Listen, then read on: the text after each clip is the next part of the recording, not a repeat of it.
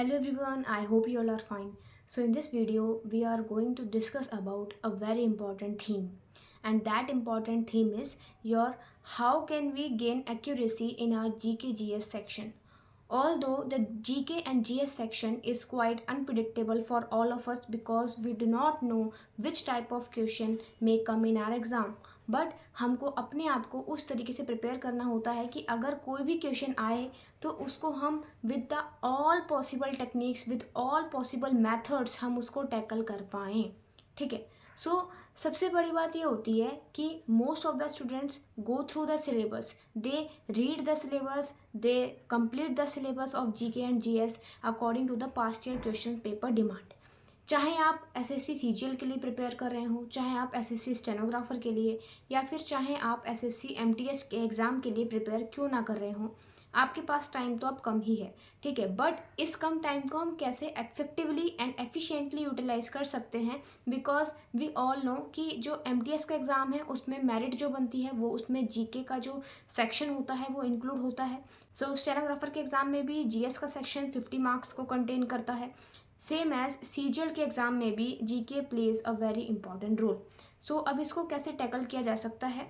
सबसे पहली बात, सबसे इम्पॉर्टेंट टिप मैं जो यहाँ पर टिप नंबर 1 बताना चाहूँगी वो ये है कि सबसे इम्पॉर्टेंट एंड सबसे महत्वपूर्ण बात ये है कि आपको जीके में रिवाइज करते रहना है.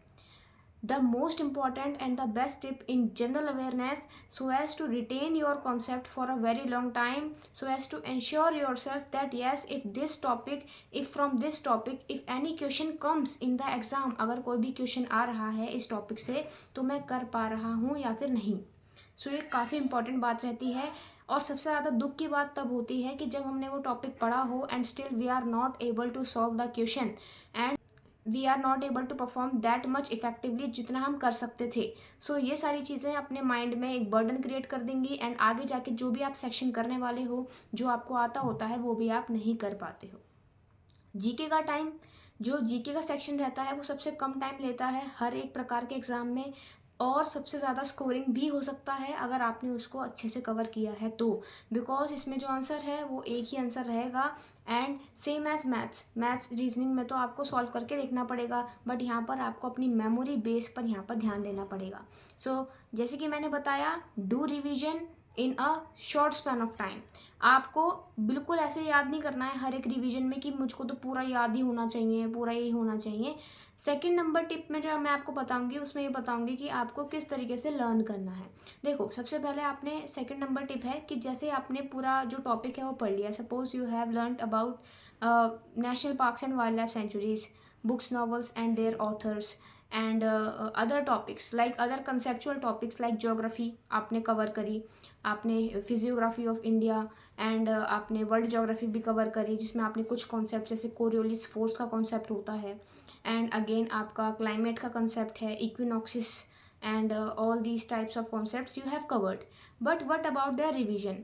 अब आप जब नेक्स्ट सब्जेक्ट पे यानी इकोनॉमिक्स पे या हिस्ट्री पे पॉलिटी पे जंप कर रहे हो, आपने वो जो पहले का जो ज्योग्राफी का करा है, जो पहले जो आपने books and authors wild life sanctuary याद करी हैं उनका क्या, वो आपको लंबे टाइम तक रिटेन नहीं रहने वाले हैं. अपने एक रूटीन में अपना आधा घंटा या फिर 1 घंटा, हाफ आवर और for an hour you have to extract from your daily routine for revision of GK. आप अगर जीके को 2 आवर्स अलॉट कर रहे हो उसमें से हाफ आवर आप रिविजन को अलॉट करें, because the content that you have learned at that period of time, if it is not meant in the real exam, उसका कोई भी मतलब नहीं बनता है याद करने का. आपने जितनी मेहनत करी वो आपका यहाँ पर ख़त्म हो जाएगी. थर्ड नंबर टिप इस कि जितना भी आपको करना है, चाहे आप कम ही एरियाज पे फोकस करें, लेकिन उसको आपको रिवाइज ज़रूर करना है, बिकॉज नो वन नोज़ कि उसका पढ़ा हुआ आ जाए या फिर नहीं. ठीक है. इसलिए इस अनसर्टेनिटी को टैकल करने के लिए द बेस्ट की इज़ थोड़ा पढ़ो बट अच्छे से पढ़ो एंड रिवाइज करते रहो. ठीक है. Now fourth number tip is कि क्या सोर्स अभी यहाँ पर हमें रखना है. सोर्स क्या रखना है. देखो, अगर आपने पहले से ही लूसेंट की book and most of the topics अगर आपने यूट्यूब से कवर करके उनके नोट्स बनाए हैं तो वेल एंड गुड. अगर आपने वो चीज़ नहीं करी है उसके लिए आपको क्या करना है. अभी के लिए वन शॉट्स काफ़ी ज़्यादा हैं. ठीक है. यूट्यूब चैनल्स पे भी आपको पूरे एक अप्रोच के साथ उन्हें कराया जा रहा है कि हाँ पूरा एकदम कवर करा दें, बट हमको पूरा जो टॉपिक्स हैं वो कवर करने की ज़रूरत नहीं है। जैसे ज्योग्राफी में हम पूरा ही उसमें इंडल्ज हो गए हैं कि हम उसकी पूरी इन डेप्थ स्टडी कर रहे हैं, ये हमारा वो टाइम नहीं है। हमको सिंपली जो भी आप टारगेट कर रहे हो, जिस भी एग्ज़ाम को आप टारगेट कर रहे हो, उस टारगेट एग्ज़ाम के पास्ट ईयर क्वेश्चंस को देखना है कि किस टॉपिक में से आपके जो टॉपिक्स हैं, जो क्वेश्चंस हैं वो बने हुए हैं। देन उस क्वेश्चन के बिहाफ पे आपको देखना है कि मुझे अपने टॉपिक को, एक पर्टिकुलर टॉपिक को किस तरीके से कवर करना है। जैसे अगर मैंने फिजियोग्राफी की बात करी तो हिमालय सबसे इंपॉर्टेंट टॉपिक बनता है, ठीक है। मॉनसून सबसे इंपॉर्टेंट टॉपिक बन जाता है आपका ज्योग्राफी के कंटेक्स्ट में। एंड ऑल्सो आपका फॉरेस्ट, टाइप ऑफ फॉरेस्ट से भी काफ़ी क्वेश्चन आए हुए हैं।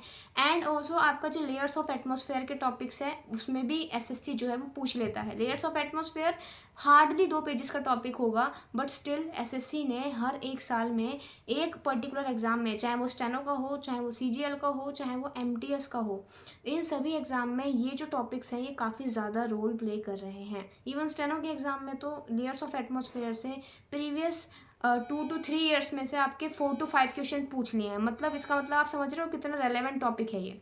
सो इस तरीके से अपना स्मार्ट स्टडी करनी है पीवाईक्यू एनालिसिस के संग। The last tip of this video is कि करंट अफेयर्स पे कैसे ध्यान देना है।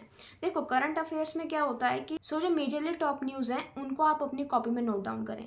एक इस तरीके की कॉपी बना लें अपनी स्ट्रेटेजी के लिए कि अगर मैं एट द एंड खोलूँ उसको तो मैं रिवाइज करने लायक हूँ। ऐसा नहीं कि पूरे कॉम्प्रिहेंसिव नोट्स बना लिए हैं, सिंपली शॉर्ट नोट्स के ऊपर ध्यान दें ताकि एट द एंड आपको उसमें रिवाइज करने में भी आसानी हो, ठीक है। एंड एट द एंड आपसे उसको आउटपुट ज़्यादा देखने के लिए मिले, ठीक है। सो इस तरीके से अपने नोट्स को फॉर्म करना। एंड करंट अफेयर्स के लिए जो है नोट्स को पॉइंट्स या फिर बुलेट्स में बनाना ताकि आपको उसको ये देख के लगेगा यार कितने सारे नोट्स हमें अभी याद करने हैं या फिर रिवाइज करने हैं, ठीक है। एक बारी को अगर आप करंट अफेयर्स एक बार सुनते हो ना तो वो एकदम से याद भी हो जाते हैं, ठीक है। बस उसको आप डेली 5 to 10 मिनट्स रीड करते रहिए। मैं यहाँ पे नहीं कह रही कि एकदम बिल्कुल डेडिकेटेडली लर्न ही करना है करंट अफेयर्स को। जो भी इंपॉर्टेंट पॉइंट्स, जो भी इंपॉर्टेंट न्यूज़, तो आपको सोशल मीडिया भी जैसे आप चलाते हो तो उसमें भी काफ़ी सारी इंपॉर्टेंट न्यूज़ आ जाती हैं जो उसमें कवर हो जाती हैं करंट अफेयर्स में भी। सो उसके अकॉर्डिंग जैसे आपका नेशनल फिल्म अवार्ड्स अभी मिले हैं तो वो काफ़ी इंपॉर्टेंट टॉपिक रह जाता है।